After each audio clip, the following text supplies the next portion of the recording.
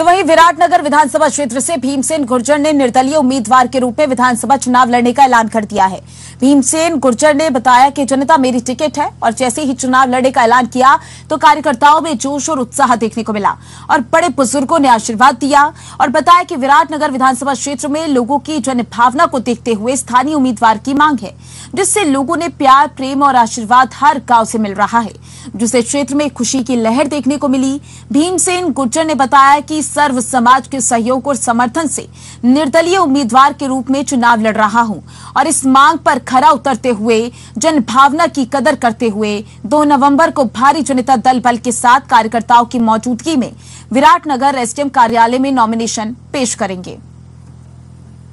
ये पार्टी की बातें होती हैं, पार्टी किस आधार पर टिकट देती है ये उनके जाने, लेकिन मैं पिछले 15 साल से जनता के आशीर्वाद से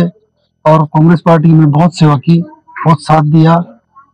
वो टिकट क्यों नहीं दिया तो ये तो उनसे पूछना आप, लेकिन मुझे विश्वास है कि जनता हमारी है और जनता का निर्णय है, मेरा निर्णय नहीं है मुझे चुनाव लेने का, ये जनता का निर्णय है। क्योंकि विराटनगर में पिछले आजादी के बाद से, लगभग आजादी के बाद से ही भारी लोग चुनाव जीतते हैं। 2.5 साल ओम जी रहे थे, उससे पहले मेयर कुंडला जमाराम मुंडा था, 2 बार 2.5 साल रमेश जी रहे थे। तो ये पीड़ा कहीं ना कहीं है और उस पीड़ा का कारण है क्योंकि विराटनगर बहुत ही पौराणिक ऐतिहासिक नगरी है।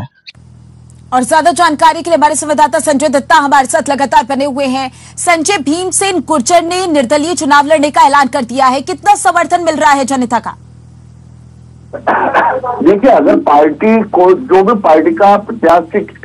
होता है या उम्मीदवारी की दावेदारी करता है, अगर उसको टिकट नहीं मिलता है तो कहीं न कहीं अपना वजूद कायम रखने के लिए चुनाव में और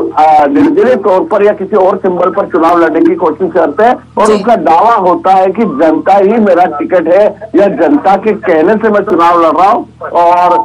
पार्टी जिस पार्टी से उन्होंने मांग की थी उस पार्टी के खिलाफ करना शुरू कर देते हैं और उस क्षेत्र की जो विकास की बात करते हैं तो ये भूल जाते हैं कि शायद जब वो पार्टी में थे तब उस क्षेत्र के विकास की बात सामने नहीं आई और उसके बाद ये कहा जाता है कि पिछले कई सालों से इस क्षेत्र में विकास नहीं हुआ और जनता ने मुझे उम्मीदवार के रूप में खड़ा किया। तो यही मामला है। भीमसेन गुर्जर ने दावा किया है कि जनता के सहयोग से मैं चुनाव लड़ रहा हूँ और जनता ही मुझे जिताकर विधानसभा भेजेगी। जी ठीक है संजय, ज्यादा जानकारी के लिए बहुत बहुत शुक्रिया आपका।